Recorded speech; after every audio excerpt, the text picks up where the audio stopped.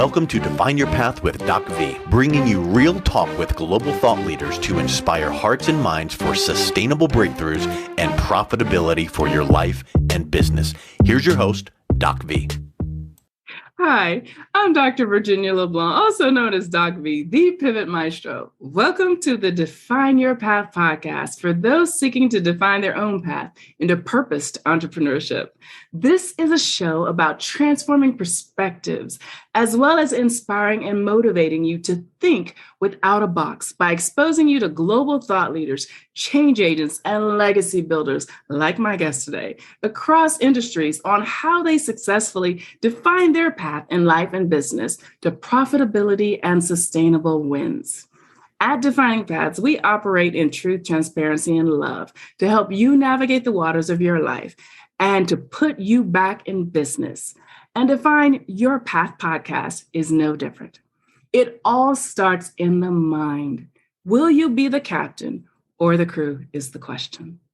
Today's spotlight is with an amazing woman who has become a fast friend of mine, Krystal Hille. Krystal is the founder of Hille House Publishing, a soul leadership coach, and an international #1 bestselling author. She is passionate about gathering change makers and conscious creators who align with her mission to awaken and empower humanity into deeper sovereignty and connection. She helps them to step into their zone of flow, claim the essence of their leadership, and makes them into international bestselling authors so that their passion can ignite global change and enhance their authority and reach. Since early 2021, Krystal has helped over 70 thought leaders become international bestselling authors and has attracted the likes of Dr. John Demartini and Dr. Larry Farwell into her latest books. With 30 years in leadership, a background in theater directing, ancient tantric practices, and female empowerment, Krystal is a winner of the CREA Brainz Global Business Award 2021 and host of the Soul Leadership podcast. Aware of her multidimensional self, pre-COVID, Krystal facilitated spiritual retreats to Egypt and ran temple nights across Australia. She holds a BA with honors in English literature and theater studies, a diploma in life coaching, NLP, and timeline therapy, and is a certified master healer and tantra teacher. Krystal does it all, folks. She is a popular contributor to international festivals, summits, and podcasts, and has written 2 solo books and contributed to her further 4 anthologies. Originally from Germany, Krystal lives with her 2 children in County Victoria, Australia. Folks, I cannot think of a better guest for today as Krystal Hille. Krystal, welcome to the show. Wow, thank you so much, Doc V. It's always amazing when you hear your own biography read back. It's like, yeah, I do that. Absolutely. You know, you have to smell your roses, right? While we're still breathing, and you deserve to smell them. So we look forward to hearing your story, Krystal, on how you face your fears to love the skin you're in and pivot into pursuing your passion and soul purpose.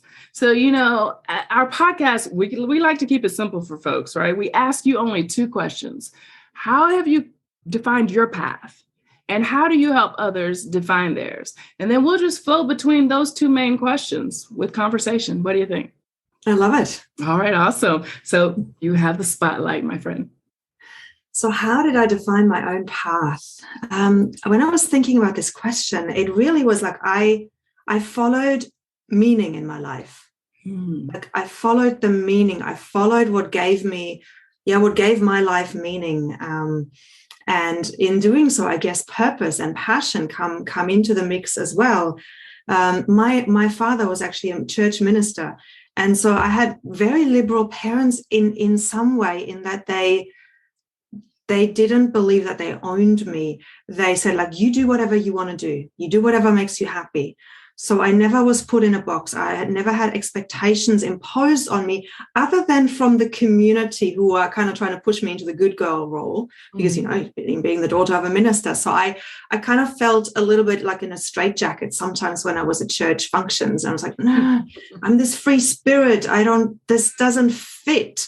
And yet I fulfilled it. I just fulfilled these expectations. And it's a very interesting dynamic within. Like there's on the one hand, this total freedom seeker and not following anybody else's rules. But then I call myself the silent rebel, or the silent change maker. So it's all within, and it comes out in subtle ways. I'm not the one who goes and shouts about it.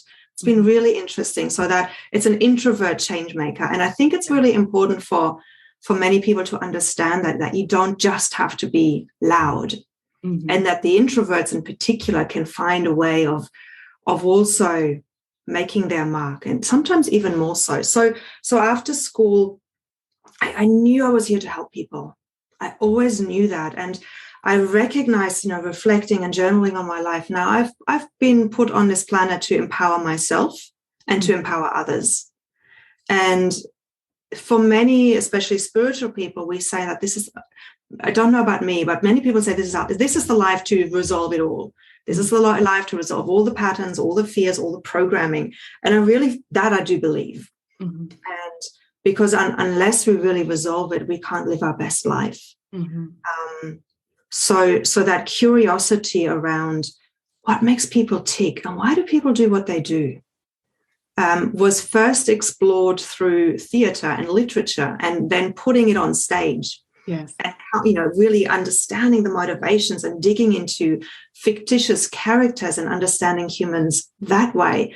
And then in my 30s, I moved from Germany to England after school, because I just wanted to get away. I wanted to define myself. Yes. Who am I without my history? Who am I without being the church daughter, the minister's daughter? And so I just didn't realize I was running away, but I think I was running away. So to reestablish myself and my own identity. And then I had a divorce in my early 30s. And I asked the universe for guidance. And I said, well, my theatre work didn't come back. It's almost like the universe had taken it all away to help me focus on what was essential, which was to address this marriage. Once that was done, I gave myself a year to rebuild, and nothing happened. And I was asking the universe, well, what am I here to do? Show me the way. Where am I meant to be? And I realized I wasn't meant to stay in Australia, in Germany, in England. And I said, I'm not going to learn another language. So where am I meant to be? And then all this came in around Australia, and people going to Australia. I met Australians. And then I had a literal dream, which said, welcome to Australia. And in that moment, my alarm went off. I'm like, okay, I'll go. And so I packed up, I sold up, and I came here in 2006. And everything just fell into place. I've got my permanent residency, and it just flowed. When I feel like when we are on path, when we are listening to that inner guidance, the universe just opens the doors for us to keep going. And it doesn't mean that there aren't scary moments, or that there aren't fears coming up, but it just means that there is a knowing that we're always taken care of.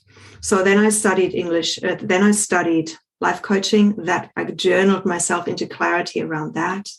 And now I finally was helping people in this capacity of empowering, particularly women, to step into their feminine essence.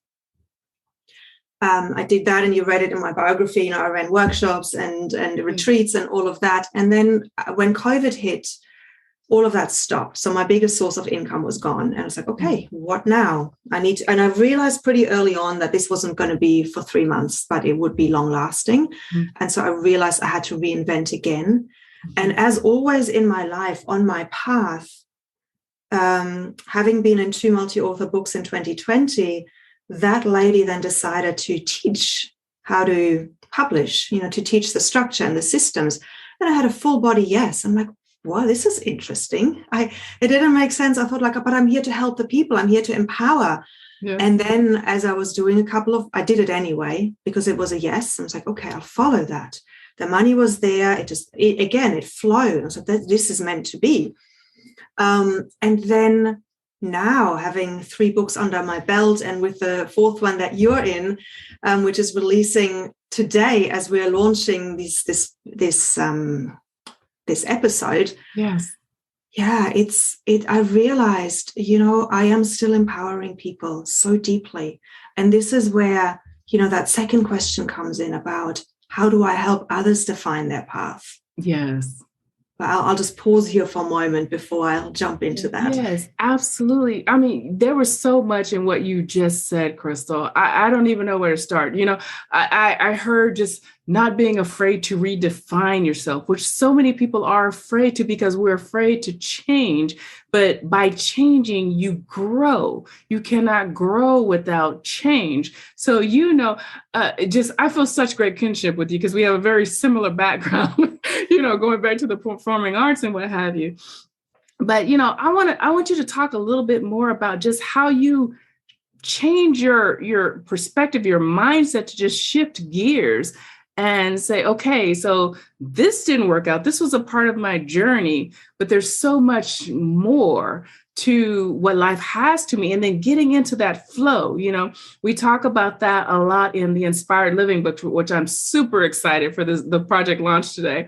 So I want to talk about just that, following your flow, helping people understand what that means, what inspired living means. And then we'll get into the second part of like how you really help people make that happen, what it looks like. For a very long time, I felt it was a weakness to keep changing. Me too. Yeah. Girl, you see my title, Pivot Maestro, right? Yeah, exactly. Yes. Because, they in entrepreneurial books and everything, they say it takes 10 years to become a master at doing what you do. And I'm like, okay, I did this for 7 years. Yeah, I've done 13 years of coaching. So I do feel a master full at that. And it's just in my body, and I can pick it up. But yeah, it felt like it took a lot of digging into my values and understanding the through line from that. So where's empowerment in coaching, in theater? How do I empower people in that? I help them get their best performance on stage. I help them be embodied and empowered as an actor in their character. And then in coaching, it's obvious, right? Like we're helping them to make better choices, to reprogram the mindset, to release the fears. Right. And then with the books, with the publishing, I really recognize that it is about the empowerment comes in helping people own their story just that little bit more. No matter where on our journey we're at, when we write it down and when we get with the intention of being witnessed in that, it takes it to a whole new level. And so the empowerment that I've seen coming out of the authors going through this process has been incredible, and the confidence building. So what I would say is this pivoting, this changing, following the flow is, it requires a deep listening. It requires recognizing when the universe is putting blocks in our way. And they're not trying to push through the blocks, but to surrender to them and just to take a pause and thinking, okay, so what's going on here? And then, remaining in that question. And when we're in the questioning and the asking, the universe will give us the answers. And that's how we stay in flow. And that's how the next thing can come in. Yes. Yes. So good. So good. And in the theater world, in the performing arts world, there's a term, about just putting yourself in that position for the willing suspension of disbelief. Yes. And, if we could do that as human beings, as these individuals that are trying to just manage our reality, which Inspired Living is doing more than managing our reality. It's living inspired and accessing the creative. But if we could do that in our everyday lives, that just might be a key to helping more people live inspired. What do you think? And then we'll talk about, how you make it happen. Absolutely agree. Yes. Yeah. So let's talk about how you work with people in what you do to help them get to that point. Because, that disbelief is almost like, oh, I can never be an author or I can never measure up, or I'm not a good writer, or whatever the case may be. But literally imagining yourself as being that, playing that role, there's I guess a colloquial saying, fake it till you make it. There's something to that. There is something to that. And I'm just going to slightly veer off path because it reminds me of my daughter. I had a conversation with her. She's 8. And she's like, Mommy, you're not accepting me for who I am. I'm like, oh, wow. Okay. So let's unpack that a little bit. And it came in response to me sharing with her how she keeps focusing on her pains and her bellyache and her this, and with such passion. I'm like, look, if you keep focusing on this so strongly, then it's not going to go away because you're giving it so much attention. And she's like, Mommy, you're not letting me be who I am. This is who I am. So, okay.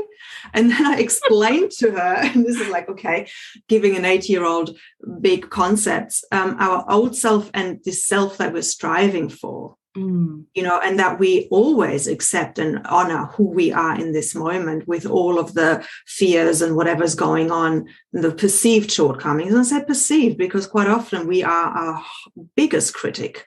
Yes. And other people don't even see it that way. And then the difference between where we are and where we want to go, that and the stretch in between that. And so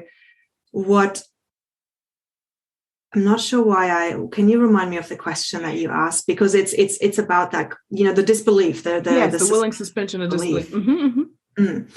So yes, I love Dr. John Demartini, Dr. Joe Dispenza's work where we go into the void and we imagine and we feel the feeling of the future self and what that feels like in our body. Yeah. And I think in my work, what happens is that people have the idea of what they want to do or what they're doing in their business. It's a concept. It's often a concept in the head, but sometimes, and whilst it can be embodied, there's always more levels and layers to embody it.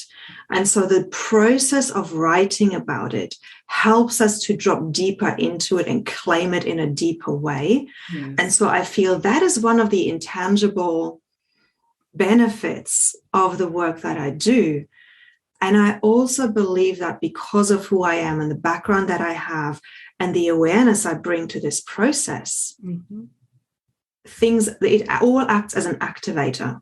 Yes. It just happens. And I'm often surprised, and I know it happened to you as well. And it's just such a beautiful way of deepening into something we're already doing. Like it's not that me or you or the others weren't already living an inspired life and having a message to share around that, but it just takes it to the next level. It does. And, when you get in community, even in a multi-author project, and for those who don't know what that is, it's when, multiple people usually have a headliner, like in our Inspired Living that's coming out today, Dr. Larry Farwell. But we have 22 other amazing authors, thought leaders from across the world, who come together in this project, and we become a community, and by communing together, it's like we feed off of each other's energies, ideas. It takes that whole understanding and recognition of inspired living to a whole other level. And I know, that was one of the comments I shared, in just our group conversation about, I wrote an entire chapter, Krystal, an entire chapter in my book, Love the Skinnier and How to Conquer Life Through Divergent Thinking, about the balancing act, and talking about managing your reality. So even I was in my healing process, in my healing phase and reconciliation when I wrote that book. And while I was on the path to inspired living, I hadn't dialed into it because I was still in the healing phase, where in the reconciliation piece, where I was just trying to stay afloat, treading water, to get back on top, to get my legs under me, right? And so, I'm talking about, yes, very true and relevant things, about, there's no such thing as a balancing act. It's all about time, scope, priority, these sorts of things. And it's managing your reality. But what I had not come to, and what this project helped me come to, was the fact that there's this whole other piece that I've kind of heard about, totally missing though, and hadn't connected the dots: inspired living. And that's what this project has helped me come to. So I want to really also delve into that. Share with what we're doing with this project, how you're illuminating just the thought, the concepts, and you're bringing this to the world globally to put this on a larger scale with Hille House Publishing. Absolutely. So, yeah, for me, every single title that I create comes out of my own inquiry.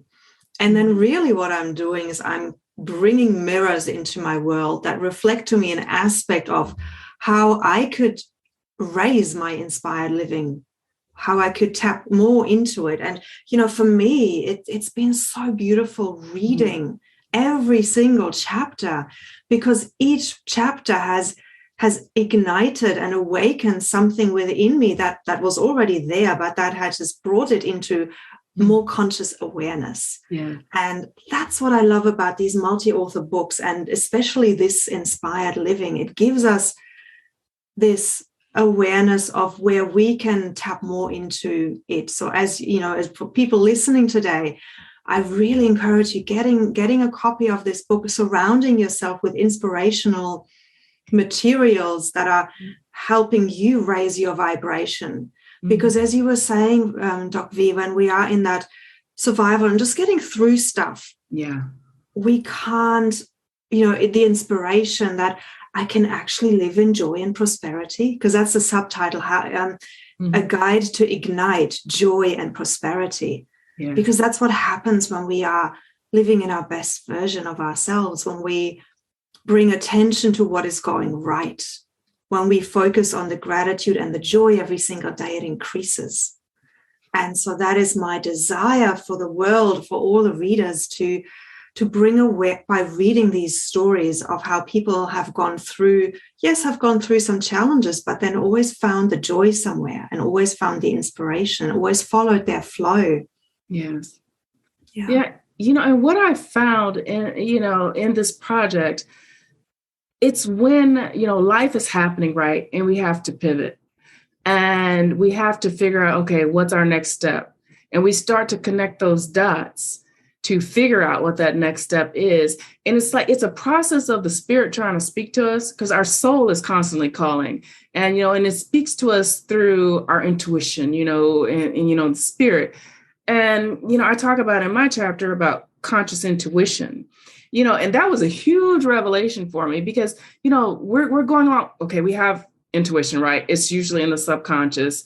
We follow it every now and then. But when we become conscious of that and start operating in that, that ignites the flow, and we become, and that's when we're pursuing intentionally, that inspired living path, because most times we're just checking the box.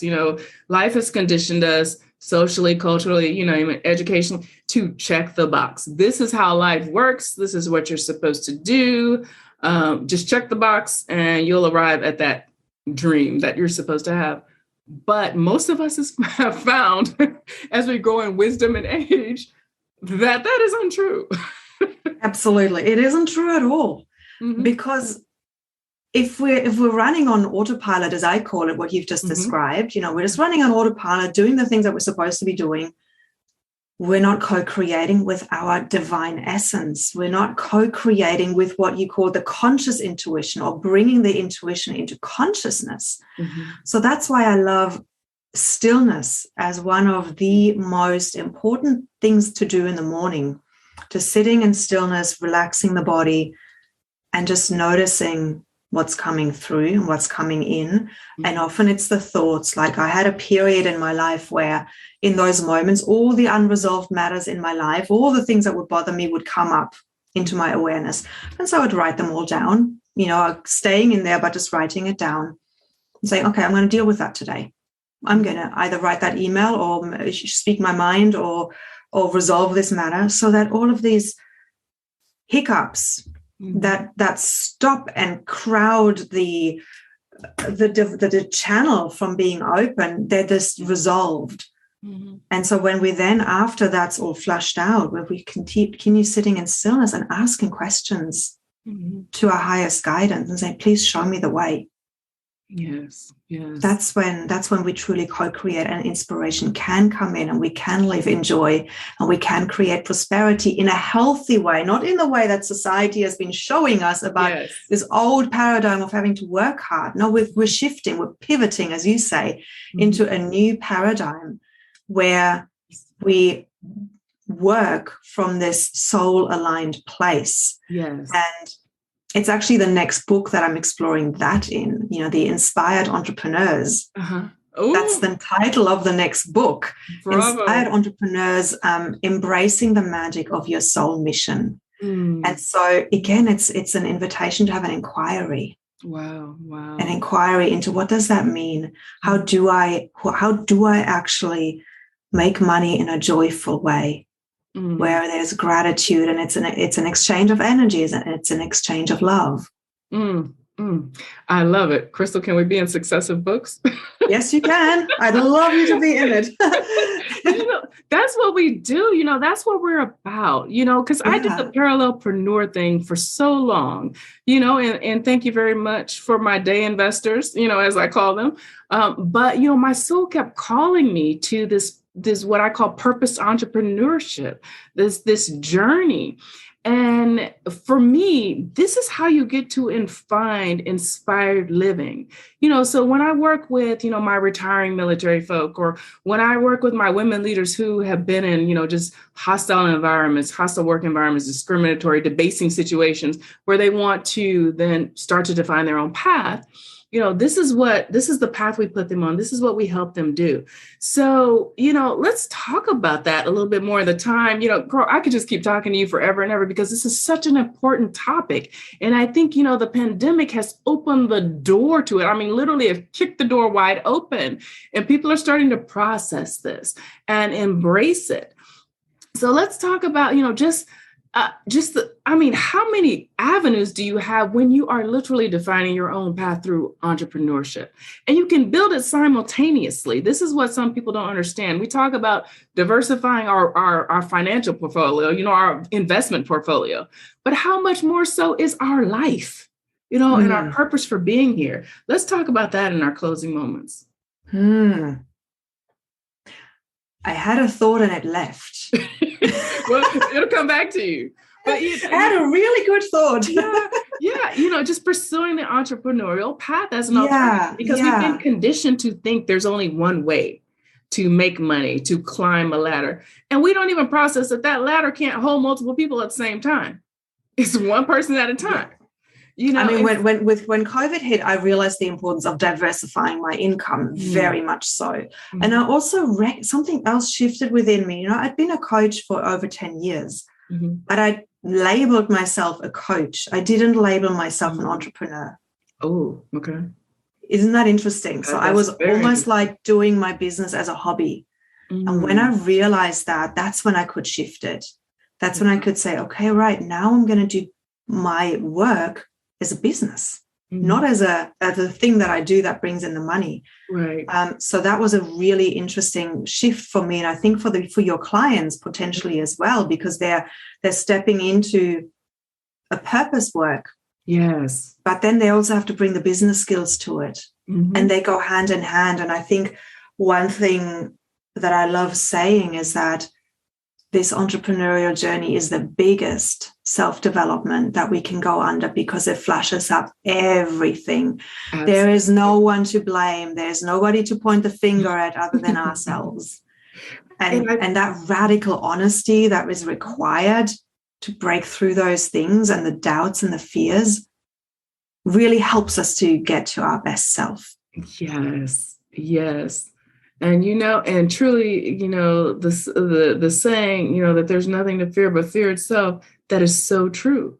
True. And one of my sayings is just embrace your fear and it will become your ally. And that is what I have found on my entrepreneurial journey and just walking this inspired living path. Yeah.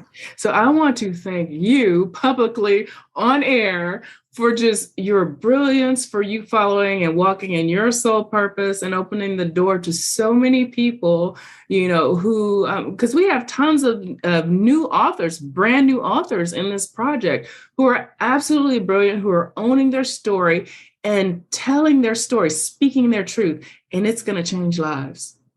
It is. It's going to inspire, and it's going to give hope that if they can do it, so can I. And that is really my biggest intention with these books. Yes, absolutely. Krystal, I just adore you. And I'm coming to Australia one of these days, and we're going to meet in person. Yay, I'd love that.